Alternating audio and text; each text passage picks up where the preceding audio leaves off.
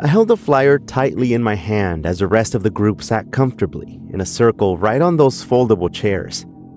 I don't know how they were able to do it, especially after knowing that the announcement said that we would be there for a full 90 minutes, once a week, for 6 weeks.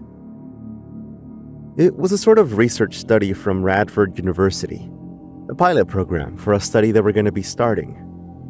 It was not the first of its kind, not at all. Investigators, journalists, and curious people would come up with, quote, formal studies, and coincidentally they all lined up a few months before Halloween. But this one was different. It was early January and freezing in that large dark room. A table had been set up with snacks and bottled juice. Free cheap notebooks and pencils with the enormous Radford U logo were in a cardboard box next to everything. I wasn't sure how many times I had told this story, but I told it whenever I could because of how vividly I could remember it, up until a certain point. And I don't know why, but every time I did, I would remember a new sound or smell or shadow. Something that was hiding deep in those memories for my young mind. Perhaps they would help me solve this mystery. A man with thick glasses called the 5 of us over to the circle, nervously introduced himself as David Jackson, and he explained the rules. This was more formal than the other meetings, for sure. We had signed papers and everything in order to participate. The rules here were set about what we would do if we bumped into each other out on the street, what we would say to explain how we knew each other, along with explanations of what confidentiality means. About 10 minutes in, the guy, David, pointed to a short, thin woman sitting silently on the chair that was slightly out of the rest in the circle. She uncrossed her arms and looked at her hands, placing them on her lap, looking down at the floor. She looked at all of us fairly quickly and then began talking. Her name was Anna. She had gotten, in her own words, tied up with the occult when she was in high school. Like with most of us, she had a phase of dressing up in all black, listening to rock music, writing poetry, or sketching things that were out of this world. Some of her friends had tried other things, reading texts about different beliefs from the odd ones in town. For some reason, the others in the circle all knew what she meant when she said that. They sort of nodded and gave her their full attention, leaning into what she was saying. The odd ones in town were a group of people that probably never talked to each other, but lived on the edges of the city, over the hills and completely on their own. Every once in a while, you would see them shopping for tools at Hill's Hardware, or buying sand or soil for their fields. For years, rumors said that they practiced evil things and were to be avoided at all costs. I had learned of these people not long before that meeting, and it was thanks to one of those other investigators that I had met up with who mentioned them, as he pushed for me to take him to the place where I had seen the church. But I'm getting ahead of myself, so I'll finish telling you what happened at the meeting. Anna continued with her experience, telling us that she had visited one of those odd ones in town along with another one of her friends, and that they had arrived just in time for a meal they were preparing outside. They had killed some game that same day, and were all gathered around a fire outside of the barn, when they all heard a guttural scream. Her friend grabbed her backpack and took off running back to the dirt road. She was too nervous to run with all those eyes staring at her, so she stayed, waiting in the silent field with only the sound of the crackling fire as the sun was beginning to turn to golden orange. Her mind went blank, she said, and I knew exactly what she meant here, so I nodded in agreement when she mentioned it. She only remembers sitting and holding a warm vinegar drink in her hands, and was then trying to forget the image of a severed head in a bowl. An image that had arrived to her memory almost 10 years after the whole ordeal. In silence, they all ate, she told us with tears in her eyes, before the sunset chant started. What followed for her were years of confusion. Where do we go when we die? Why can't everyone see what we see? Why do we only know of the good half of the scriptures that were left for us? What about the bad half? She learned to live with it, just like we all had, going to work and coming home, preparing food, keeping those stories to ourselves. When she was finished, the moderator, David, was visibly stunned by her story.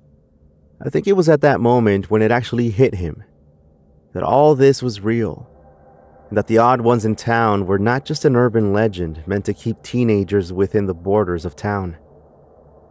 It took him a bit to get his senses back and speak up, and he knew it. He quickly looked down at his clipboard and then up at another man. Cole was his name. His story involved a game he had played when he was a kid, and suddenly even more vivid memories of how everything started with me flashed in my mind. As he continued, I tried to hold on to my thoughts. I know how easily they tend to fade, so I rushed for the box of notebooks and pencils to write down what I was thinking. Everyone paused for me and sat in silence as I walked back to the chair. I was not minding the awkwardness at all. Cole continued with his experiences, explaining how he got to the old water tank at the top of Turnip Hill, the one that had been abandoned for as long as I could remember, and not far from where my grandpa lived. He said he was met by an older boy, a teenager back then, who asked if he had ever played X Marks the Spot, a type of treasure hunt game where they would make lines out of objects they would see and try to get the other to find the treasure. He could tell that the game needed more players in order to work, so he mentioned it to the guy. But his response sent a chill down his back. "Oh, there's another team, all right. We just can't see them." He agreed to play, and they went around the tower, eventually stumbling upon a wrapped-up cloth. Its contents he refused to share. But as his voice started trembling, he sort of froze up. Next thing he remembers, he was walking down the hill and back to his house. We all looked at each other, and then David, who was again with his mouth open and blank stare, not knowing whether to believe the stories or not, was interrupted by Cole. "Sometimes," Cole managed to say, "sometimes I'm not myself." Again, everyone nodded, including myself. Anna tilted her hand upward as if raising her hand without raising her arm. Cole nodded at her and she spoke up. "I'm sometimes not myself either. What does it feel like for you?" "Voice changes, I feel heavier, angrier," he said. Everyone, again, including myself, nodded in agreement. David, still unaware of what was going on, looked at his clipboard, then his watch, and said, "We have time for one more, and we will continue with our introductions next week," as he looked at me in the eye and then nervously turned away. It was going to be my turn to share what had happened to me.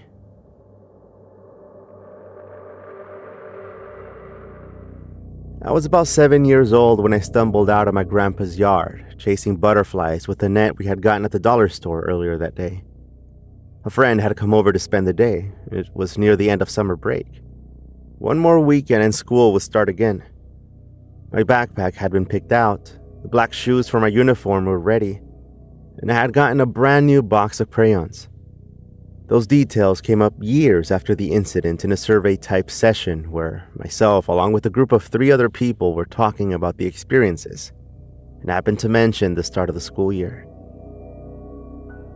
I had enough of these sessions to put together the entire day. Now I had a visual of the field being overlooked by the abandoned water tank at the top of the hill. This was thanks to Cole's story. I had always wanted to go to it. Some of the kids at school talked about a troll who lived up there, and if you gave him some fruit, he would let you go inside. It was an odd story, I know, but as kids, we believed it. My friend and I were near the fence when we heard someone calling us from the edge of the woods. Jimmy looked at me and then back at the trees, asking if I had heard the same thing. We looked around for a bit until I heard the same psst coming from the trees, but I was able to see the source of the sound this time. It was a boy, about our age. On that part of town, we knew almost everyone, which came with a major fault. That we trusted almost everyone, too. He was wearing a shirt that matched his pants in that light blue color. His hair had been poorly cut, and it reminded me of a character out of a cartoon from his large round eyes and shiny black shoes. I looked around the room at this point and saw the rest of them nodding. I continued. Being the last days of summer and only being the two of us out in that field, we shouted at him to come and play. Or maybe asked him what school he went to, I don't remember. But he simply stood there, waving at us, making a motion with his hands to follow him as he turned into the woods and stopped a little farther inside. Jimmy ran after him first, and I followed. I knew in the back of my mind that my grandpa would come out looking for me and that I was always supposed to tell him where I was going when I was at his house. But I also remember thinking that it was so close, just right there, and that everything would be all right. The boy stood still and looked at us, before making the hand motion to follow him even deeper into the woods and running far enough away to almost lose sight of him. It was dark in the woods. The trees were dark green now that the flowers were gone, and I knew soon the leaves would die and the whole area would turn into a different color. We walked far enough away for the entrance where we had come in to hide among the trees, and all we could see was a little boy standing still, waiting for us. He pointed to an area that looked like a pit, although not deep, like a valley in the shadows of the trees where nothing else had grown for quite a while. Somewhere among the trees, a little farther down, was a building. Something we had never seen before. It was old and had a pointy structure on the corner. Even at that age, I knew that it was a church. I hated churches. And after that, I hated them even more. My parents were never strict about the church, even in that small town where everyone went. So that helped.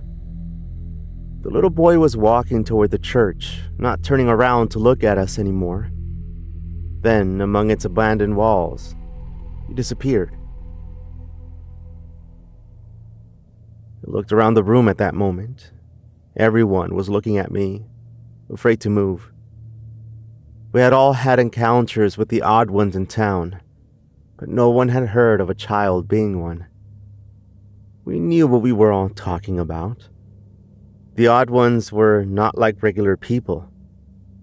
They had been known to keep to themselves, discreetly looking for recruits. Every once in a while, you would hear of someone who joined them and still lived among us. But sometimes, you would hear of disappearances.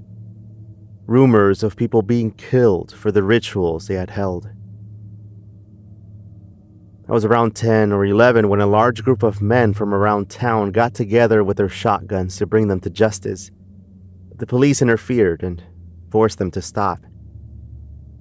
Everyone, and I mean everyone in that group, except for David, understood what it was like to be tormented by these events. Not feeling like ourselves, one said. Well, I don't think I had ever been myself. My only memories ended with that visit to the church. Jimmy walked up to the walls of the abandoned church in the woods, and I followed close behind. We searched for the boy all around the place, and we would have kept looking had it not been for the voice that shouted at us from the inside of the broken windows. It was not a child, but a grown man, wearing the same colored clothes we had seen on the boy. Jimmy took off running back to where we had entered the woods, and I don't remember. Everyone in that room nodded at me at that point. They were waiting for me to cry, or perhaps they were expecting me to explain more of my story. But I simply sat there in silence. That was the end of it.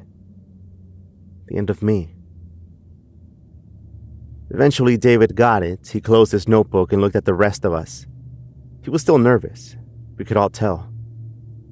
These types of things were not something you would hear every day, and at least I suspected that he knew exactly what was happening. Anna looked around and smiled at the rest of us.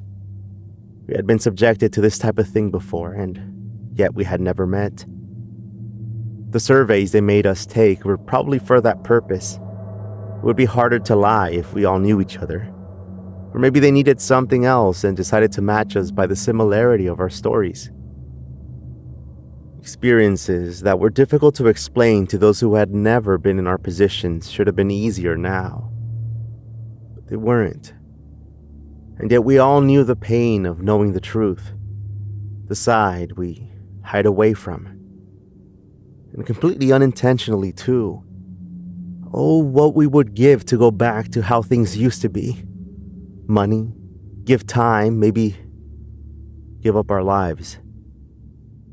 If one of us could remember what the ritual was when our memories faded and we turned into this, if just one remembered, we might have had a chance. We all knew it. Anna looked around again, and after a brief pause, she asked, "We're hopeless, aren't we?" David looked at us in shock as we all turned to each other and started to smile, and then laugh. It was time to go.